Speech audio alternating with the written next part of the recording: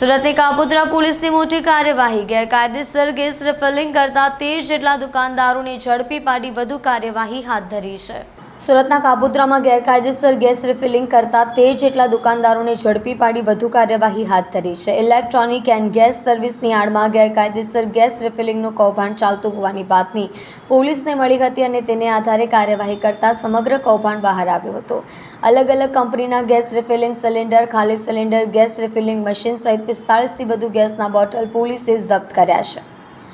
સમગ્ર ઘટનાને લઈને પોલીસે 13 દુકાનદારોની ધરપકડ કરી પૂછપરછ હાથ ધરી છે। ત્યારે આ ઘટનામાં અન્ય લોકોની પણ સંડોવણી હોવાની પોલીસને આશંકા છે।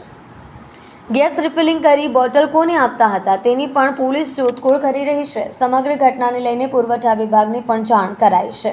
શ્રી ગેહલોત સાહેબ નાઓએ આપેલ સૂચના અને માર્ગદર્શન મુજબ સુરત શહેરમાં લોકોની જાનહાનિ સાથે જોખમરૂપ રીતે વર્તતા હોય અને લોકોની જિંદગી જોખમમાં મુકાતી હોય તેવા કૃત્યો અટકાવવા સારું પોલીસને કાર્યવાહી કરવા માટે સૂચના આપેલ હોય, જે અનુસંધાને સેક્ટર 1 વાબાંગ જમીન સાહેબ, ઝોન પોલીસ કમિશનર શ્રી ભક્તિ ઠાકર સાહેબની સૂચના અને માર્ગદર્શનના આધારે point Shri MB અવસુરા Kapodra police station નાઓને મળેલ બાતમી હકીકત આધારે કાપોદ્રા પોલીસ સ્ટેશન વિસ્તારના દીનદયાળનગર, મુળગા કેન્દ્ર, વડવાળા શોપિંગ સેન્ટર, અક્ષર ડાયમંડ, રામકૃષ્ણ કોલોની, ભરવાડ ફળિયા, મોહનબાગ, બરોડા પ્રિસ્ટેજ વિસ્તારમાં લોકોની જિંદગી જોખમમાં મુકાય અને લોકોનું મૃત્યુ નિપજે તે રીતે ગેસની મોટી બોટલોમાંથી નાની બોટલો રિફિલિંગ કરી અને તેનું વેચાણ કરતા હોય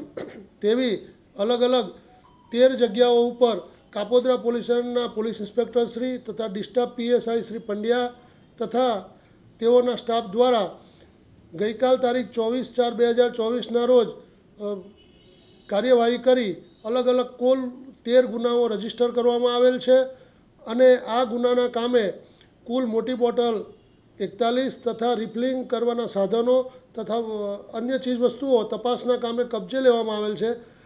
આ ગુનાની MO મુજબ આ જે લોકો છે એ અન્ય લોકોને મોટી ગેસની બોટલોમાંથી નાની ગેસની બોટલો રિફિલિંગ કરીને ભરી આપતા હોય છે અને બિલકુલ કોઈપણ રીતે લોકોની જિંદગી જોખમમાં મુકાય અને પોતાની જિંદગી પણ જોખમમાં મુકાય તે રીતે વર્તતા હોય કાપોદ્રા પોલીસ સ્ટેશન દ્વારા ઇનિશિયેટિવ કાર્યવાહી કરવામાં આવેલ છે, જે સરાહનીય છે।